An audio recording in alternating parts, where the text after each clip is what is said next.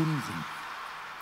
Das ist ein Spruch, wo ich schon ziemlich früh in meinem Leben von meinem Vater gehört habe. Der war Geschäftsführer in so einer Firma, die haben Bänder hergestellt und so weiter. Und er ist immer mit dem Spruch dann irgendwann mal gekommen, wenn er auf Messen unterwegs war und sagt, look, das Wichtigste ist, nicht der Chef zahlt deinen Lohn, sondern deine Kunden. Später hat mir ein Geschäftsmann das auch immer wieder gesagt, hey Ralf, nicht ich zahle Löhne, sondern letztlich zahlen die Kunden deinen Lohn. Und das musst du verstehen. Und deswegen streng dich an, schau, dass wirklich deine Kunden dein Produkt, aber auch dich gut finden, weil sie zahlen dich. Sei freundlich mit denen. Glaub nicht einfach, der Chef zahlt, deine Kunden zahlen. Wie möchtest du erfolgreich werden, dann ist wirklich wichtig, diesen Grundsatz irgendwo zu berücksichtigen. Wer zahlt den Lohn? Wenn man erfolgreich sein möchte, dann tut man sehr, sehr gut daran, die Adresse gut zu kennen, wo man was verkaufen will oder wo einem dann wirklich was dafür bezahlt. Gute Leistung verspricht Anerkennung. Und das zahlt sich letztlich aus. Look, und die Grundsituation, dass man durch Leistung eine gewisse Anerkennung bekommt, durch gute Produkte irgendwas erhält, Applaus, Zustimmung, Geld, Beachtung oder sonst was. Das ist das Grundsetting, in dem Jesus damals seine erste öffentliche, größere Rede gehalten hat, nämlich die Bergpredigt. Und ganz viel von der Bergpredigt referenziert immer wieder, kommt immer wieder auf das Grundsetting zurück. Leistung oder irgendwas zahlt sich dann irgendwann mal aus. Und deswegen ist wichtig, diese Grundsatz im Hinterkopf zu haben. Matthäus 6, ich lese euch ein paar Verse aus der Bergpredigt davor. Da heißt es, und wenn ihr betet, macht es nicht wie die Heuchler, die sich zum Gebet gerne in den Synagogen und an die Straßenecken stellen, um von den Leuten gesehen zu werden. Ich sage euch, sie haben ihren Lohn damit schon erhalten. Wenn du beten willst, geh in dein Zimmer, schließ die Tür und dann bete zu deinem Vater, der auch im Verborgenen gegenwärtig ist. Und dein Vater, der ins Verborgene sieht, wird dich belohnen.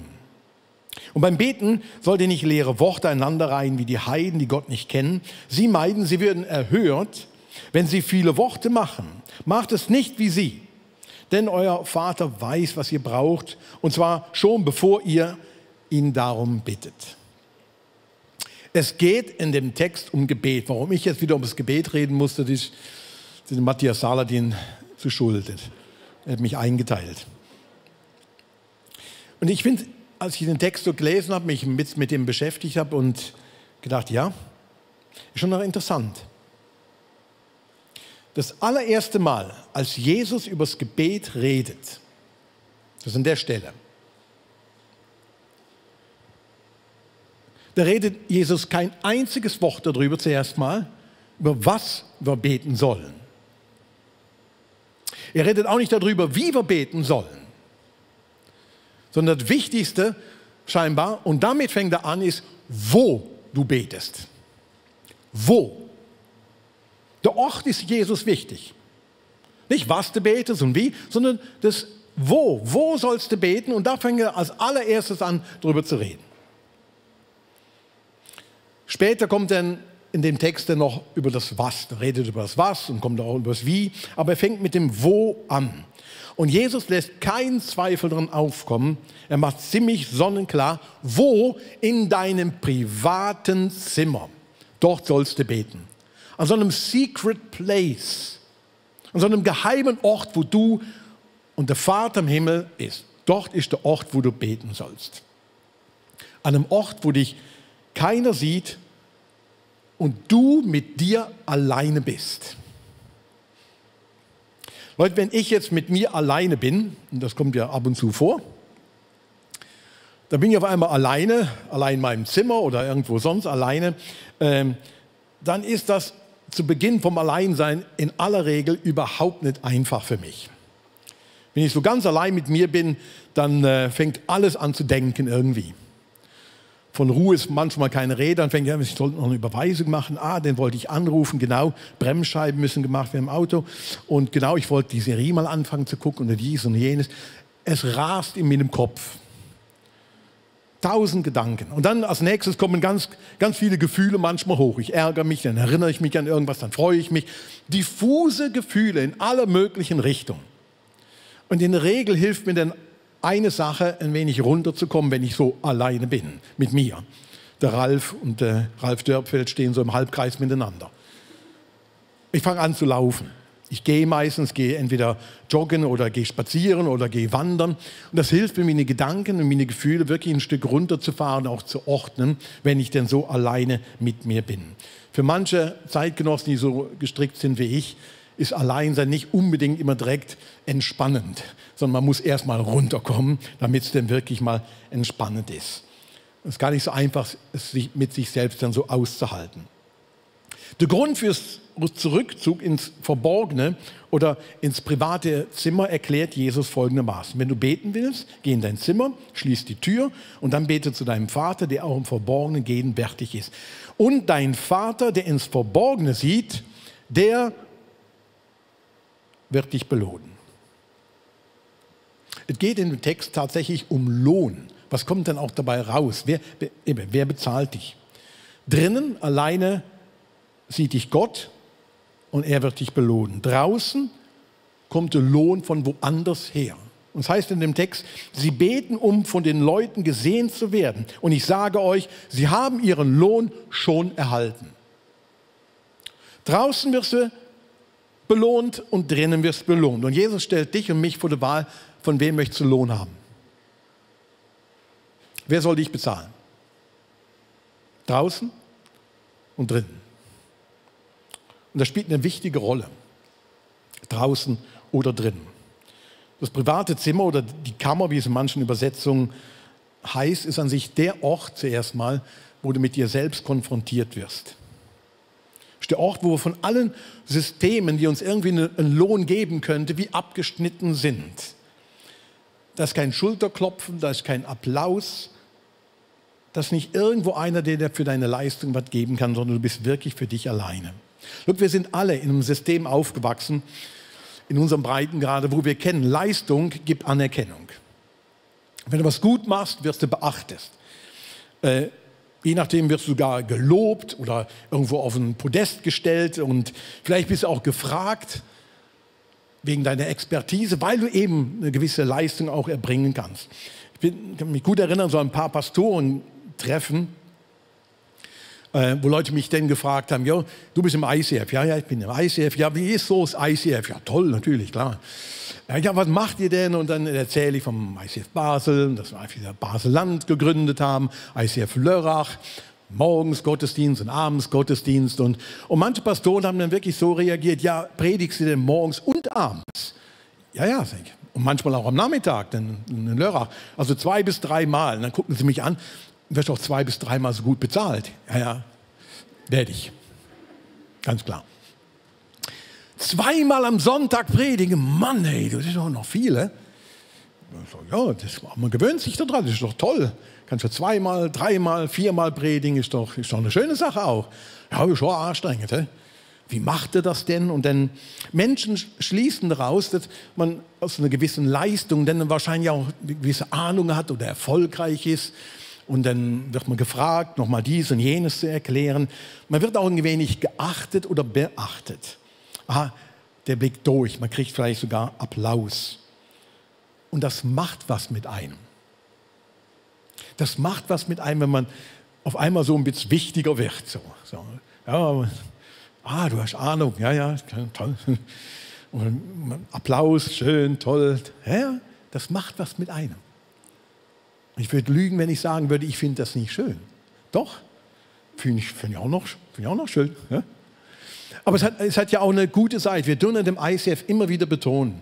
Ehre, wem Ehre gebührt. Wir applaudieren für Leute wie so eine Band, die hier wirklich so eine geile Job macht. Für die Technik, für die Kinder und so weiter. Wir ehren Leute, weil wir glauben, es ist auch wichtig, in der Öffentlichkeit zu ehren. Wir wollen nicht damit knausern, aber das ist eben nicht nur alles. Es ist wirklich nicht nur alles. Denn Umgekehrt gilt das eben auch.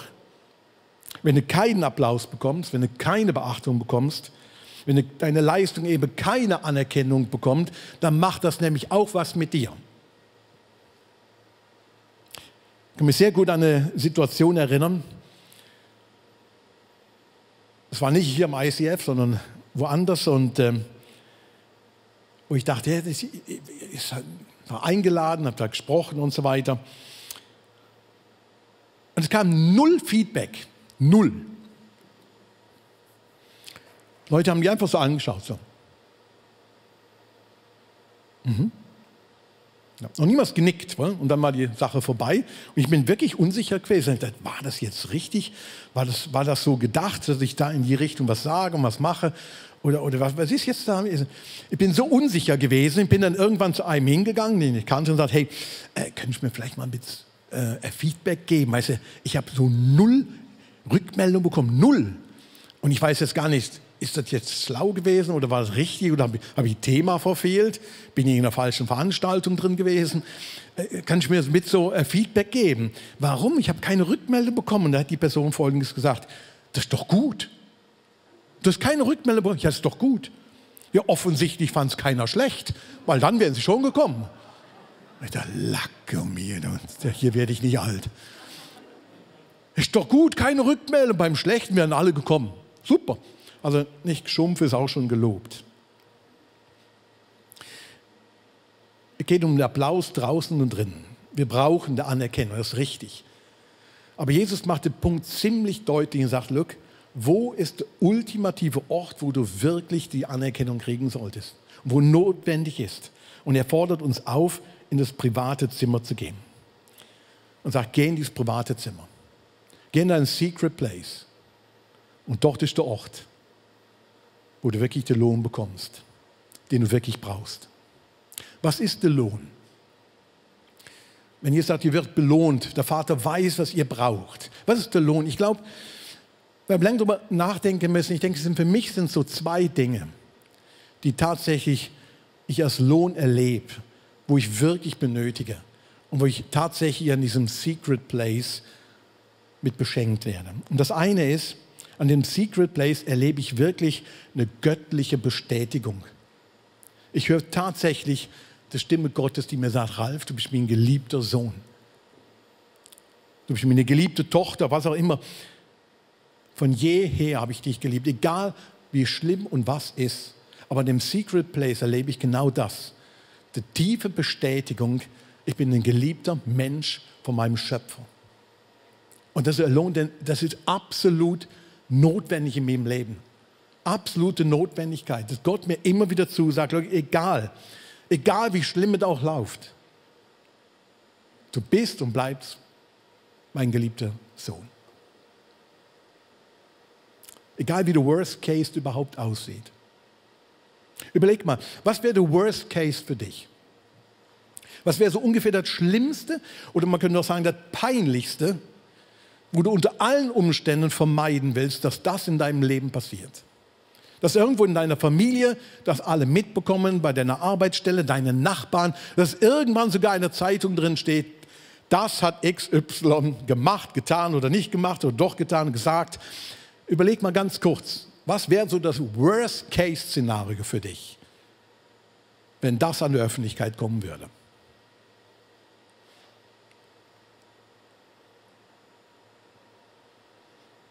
Und was gefunden? Möchte einer erzählen? Matthias? Wenn dir schwerfällt, so ein Worst-Case-Szenario zu durchdenken, was wäre wohl das Peinlichste, das Schlimmste, wo irgendwie passieren könnte, wenn alle Summen der blöden Umstände zusammenkommen, wenn dir das schwerfällt oder du Schwierigkeiten damit hast, dann liegt es vielleicht daran, dass du noch sehr in deinen Idealen verhaftet bist. Weil in Tat und Wahrheit, ihr Lieben, der Mensch ist zu unsagbar dummen und bösen Dingen fähig. Jeder. Inklusive mir. Wir sind wirklich zu unsagbar dummen und bösen Dingen fähig. Und das ist die negative Nachricht und die positive ist, Und obwohl wir zu dem fähig sind, sagt Gott immer noch, du bist mein geliebter Sohn, du bist meine geliebte Tochter. Und nichts wird dich von meiner Liebe jemals abtrennen, egal wie peinlich, wie dumm, wie beschissen es ist, was du in deinem Leben machst oder passierst. Und das ist die Message, Leute. Und die Bestätigung benötigen wir wirklich und die kriegen wir nur in dem, einer hat es mal ausgedrückt, in the audience of one, wo wirklich nur einer da ist, nur einer. Nur einer dir zuschaut, nur einer applaudiert, nur einer dir sagen kann, hier. Und das kriegen wir an dem Ort, die göttliche Bestätigung, das genügt. Leute, eine große Gefahr ist für unser Leben, dass wir unsere Bestätigungsquelle nur außerhalb suchen und nur von dem Applaus und nur von der Bestätigung außerhalb leben. Und wer nur vom Applaus lebt, der stirbt an der Kritik. Nimm's mit. Wir brauchen das Secret Place. Und was Zweites. Das Zweite, glaube ich, was wir in dieser Kammer, in diesem privaten Ort wirklich erleben und wo ich merke, das ist total notwendig in meinem Leben, ist, ich erlebe die Energie Gottes. Was meine ich mit Energie? Den wenigsten fällt jetzt ein Bild dazu ein. Was ist das, Energie Gottes? Aber ich glaube, dass die private Unterhaltung mit Gott in diesem Audience of One uns wirklich wie Schwung bringt. Im Englischen sagt man energized. Man kann gar nicht richtig Deutsch übersetzen. Das hört sich ganz komisch an. Aber uns irgendwo in Schwung bringt, in Energie bringt, den Antrieb gibt in unserem Leben, der uns wirklich in eine Veränderung hineinführt. Und die Energie Gottes benötigen wir wirklich. Und das ist der Lohn, wo Gott uns schenkt, wenn wir in der Gegenwart Gottes Zeit verbringen. Nur er und ich, dann passiert tatsächlich so etwas wie so ein Schwung kommen, eine Energie passiert in meinem Leben und ein Wunsch entsteht, wie als Frucht, als Lohn davon, ein Stück diesem Jesus ähnlicher zu werden. Und das hört sich, ich weiß, das hört sich mega fromm jetzt an, Jesus ähnlich werden. Leute, ich bin lang genug Pastor, ich bin lang genug in der Kirche, dass ich weiß, jetzt fällt keiner vor Erstaunen vom Stuhl, wenn man sagt, wir wollen mehr Jesus ähnlich werden. Das ist, ja, I know it. Und die meisten haben auch vielleicht ganz interessante Vorstellungen, was heißt denn jetzt Jesus ähnlicher werden? Manch einer stellt sich dann vor, ja, jetzt wären wir Jesus, jetzt wären wir der wahre Kinderfreund. So, Jesus, der wahre Kinderfreund. Ja, der Kleine blinzelt noch dazu. Und wenn man Jesus ähnlicher wird, dann ist auf einmal wird man Frauenversteher. Das gilt ja nur für Männer, weil wirklich der wahre, ja, so ist Jesus. Und wie der andere Männer Jesus ähnlicher werden, dann wird man Revoluzer, man wird irgendwo zum Revolutionär. Wirklich, wir werden die Welt wir machen wirklich eine Jesus-Revolution. Die verstehen sowas darunter. Und wie der andere verstehen, unter Jesus ähnlich werden, wir nehmen alle irgendwie in den Arm. Wir sind alle ganz lieb und wir nehmen auch die Amerikaner in den Arm, wir nehmen alle in den Arm. Wir schließen alle irgendwie mit ein. Logan, alles hat auch irgendwas. Aber es sind so Bilder, wo wir vielleicht im Kopf rumgeistern, was heißt zu Jesus ähnlich werden. Ich habe vor 1,5 Jahren ein paar Texte dazu gelesen, Jesus ähnlicher werden in der Corona-Zeit. Und habe mich selbst ein Stück herausgefordert und gesagt, ja, was bedeutet das für mich, Jesus ähnlicher werden? Ich bin schon so lange mit Jesus unterwegs. Seit meinem 19. und 20. Lebensjahr bin ich mit Jesus unterwegs. Das ist wirklich lang. Über 40 Jahre bin ich Jesus ähnlicher geworden. Das frage ich mich wirklich ab und zu. Bin ich wirklich ein Stück mehr dieser Person, diesem Gott ähnlicher geworden in den 40 Jahren oder sind mir nur die Haare ausgefallen und ja, bin ich einfach älter geworden? Und ich finde das eine Herausforderung, wirklich in meinem eigenen Leben zu sagen, was heißt das denn, Jesus ähnlicher werden? Und weil das Secret Place wirklich der Ort ist, wo Gott mich immer wieder hinführt und sagt, doch, ich möchte dich wirklich ähnlicher machen. Und ich habe für mich für das Jahr 2022 ein paar Dinge aufgeschrieben und gesagt, ich möchte wirklich Jesus ähnlicher werden. Und deswegen gehe ich auch an diesen Secret Ort. Deswegen benötige ich diese göttliche Bestätigung. Deswegen werde ich wirklich dort reich, um ein Stück Jesus ähnlicher zu werden. Und ich möchte ein paar Punkte von dem teilen, wo ich glaube, das ist wirklich wahrer Reichtum, wo ich in dem Jahr wirklich sehen möchte in meinem eigenen Leben. Mehr Jesus-Ähnlichkeit im 2022. Für mich heißt das, look, ich möchte mehr Position für die Armen, für die Machtlosen und für Menschen im Schmerz beziehen. Ich möchte mehr so eine Position einnehmen für Leute, die im Schmerz sind. Für Menschen, die wirklich arm dran sind. Ja? Oder die eben keine Macht haben, die eben keinen Applaus haben. Wenn ich so die Evangelien durchlese, ihr Lieben, das ist schon erstaunlich, wie Jesus sich immer wieder auf der Seite von den Menschen schlägt, die krank sind, die oftmals deswegen auch arm sind oder weniger gut privilegiert sind und wie er sich mit den Schwächeren immer wieder auf Augenhöhe begibt. Menschen, denen in der Regel nicht applaudiert wird, die aber dringend Bestätigung, Liebe und Hingabe benötigen.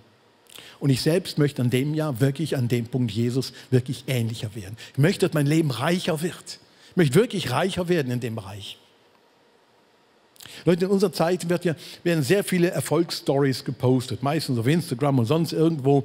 Und jeder tut gerne noch ein Selfie machen mit irgendeinem berühmten Pastor oder sonst was und sagt, hey, guck, ich bin mit dem hier zusammen und das und das. Wenn ich eins in den letzten Jahren gelernt habe, ist, look, Erfolg verbindet den Menschen nicht. Du kannst noch so erfolgreich sein, ich kann noch so mit erfolgreichen Leuten zusammen. Das schafft nicht wirkliche Verbindung zwischen den Menschen. Aber Schmerzen sehr wohl. Menschen, die in Schmerzen sind, Menschen, die enttäuscht sind, Menschen, die ernüchtert sind über ihr Leben, über ihre Gesundheit, über ihre Ehe oder sonst was. Und wenn die ihr Leben öffnen, und wenn ich mein Leben so öffne, dann verbindet uns das tatsächlich. In den letzten Jahren zigmal mit Leuten geredet, die auch in schwere, dunkle Zeiten abgerutscht sind, krank geworden sind, Depressionen gehabt haben. Und ich habe von uns erzählen können, ja, look, so sieht es bei uns aus, ein langer Weg. Schmerz verbindet, Erfolgsstories verbinden nicht. Und ich wünsche mir, dass wir als Kirche wirklich an einem Ort immer wieder sind, wo wir das teilen können und so verbinden und sagen, hey, wir werden reicher dadurch, wir werden wirklich reicher dadurch. Weil wir ein Herz haben für die Menschen, die im Schmerz sind. Und was Zweites. Mehr Jesus-Ähnlichkeit im 2022. Ich habe für mich aufgeschrieben, ich möchte mehr Menschen mit meiner Frage verwirren. Jetzt bist du vielleicht verwirrt, warum, was soll das mit Jesus-Ähnlichkeit zu tun haben? Aber ich finde es faszinierend, wie häufig Jesus Fragen gestellt hat. 271 Mal, wenn ich richtig da gezählt habe und nachgeschaut habe. 271 Mal hat Jesus die Leute was gefragt. Und hat ihnen Fragen gestellt und sie irgendwo damit aufgeweckt, verwirrt, ins Nachdenken gebracht. Und interessanterweise, wenn ich in meinem Secret Place bin, ich mit Gott allein bin und ich wirklich runtergekommen bin, dann passiert sehr häufig, dass Gott mir eine Frage stellt. Häufig ist die Frage auch aus Markus 10, wo Gott sagt, look, wo Jesus sagt, was soll ich für dich tun? Und häufig beginnt meine Zeit in meiner Kammer genau dann mit so einer Frage, was soll ich für dich tun? Und ich habe mir vorgenommen, die Frage möchte ich vermehrt auch anderen stellen. Oder warum fragen? Warum? Warum hat Jesus so häufig gesagt, warum habt ihr so kleinen Glauben? Warum habt ihr solche Angst? Warum seid ihr so in Not um euer Leben, so eine Sorge? Warum habt ihr notvolle Gedanken zu Corona, zur Impfung, zur Homosexualität? Warum habt ihr so notvolle Sachen in eurem Leben? Zur Endzeit, zur Neuzeit und was der Geier was. Oder die Frage, wo Jesus stellt, wie kommt es, dass man den Splitter beim anderen sieht, aber den Balken im eigenen Auge nicht mitbekommt? Und Jesus hat immer wieder so provozierende, finde ich, sehr interessante Fragen gestellt, um Menschen aufzuwecken, zur Selbsterkenntnis zu führen, sie irgendwo lustig zu machen auf ein Leben mit Gott. Ich möchte mehr in dem Jahr Jesus ähnlicher werden. Ich sehe das wirklich als ein Reichtum an. Und noch was Drittes. Ich möchte im 2022 vermehrt Nichtchristen helfen, Gottes Reich in einem Licht wahrzunehmen, das für sie relevant und bedeutsam ist. Und das ist eine der ganz großen Fragen, wo ich mitnehme, jedes Jahr.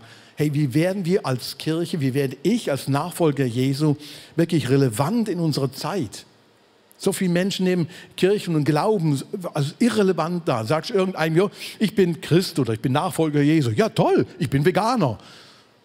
Super. Ja.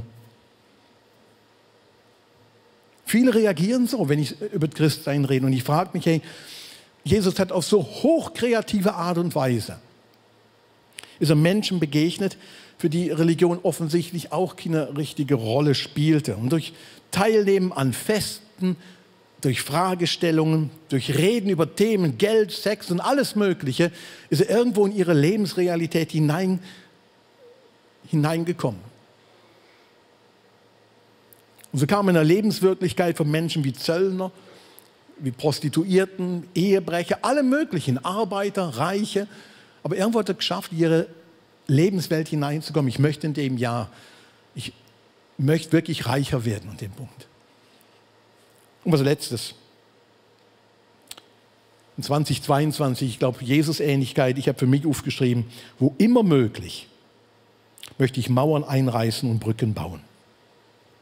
Wo immer möglich, möchte ich Mauern einreißen und Brücken bauen. Das ist eine der faszinierendsten Eigenarten, finde ich, von Jesus und von der frühen Kirche. Wie sie in besonderem Maße fähig gewesen sind, Brücken zu bauen zu anderen Kulturen, Brücken zu bauen mit Leuten aus ganz anderen Hintergründen, mit unterschiedlichen Meinungen.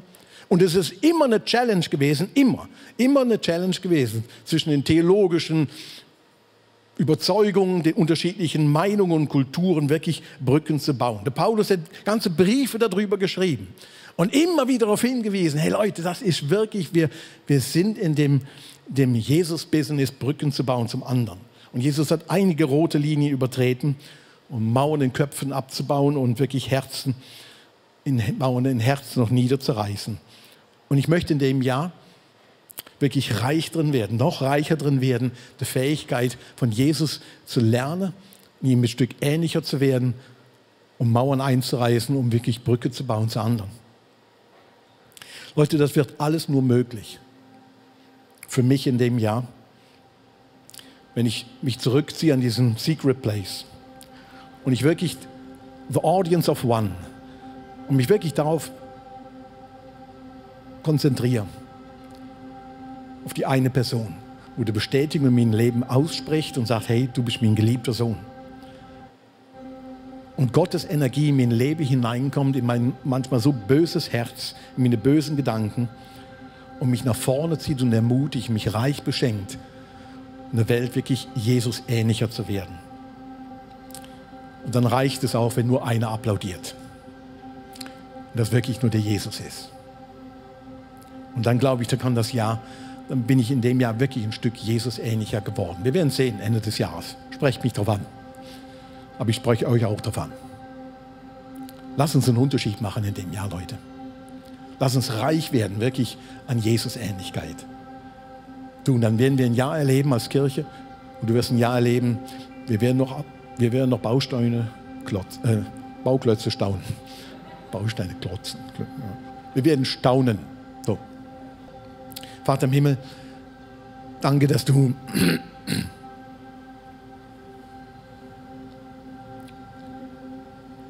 uns das so zurufst und dass wir deine Töchter, deine Kinder, deine Söhne sind und dass du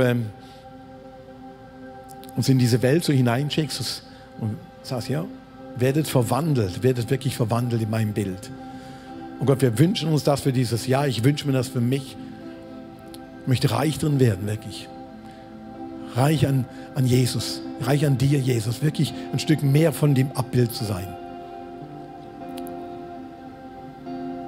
Beten, Heiliger Geist, dass du uns neu erfüllst, das ganze Kirche auch, dass wir in dem Jahr einen Unterschied machen.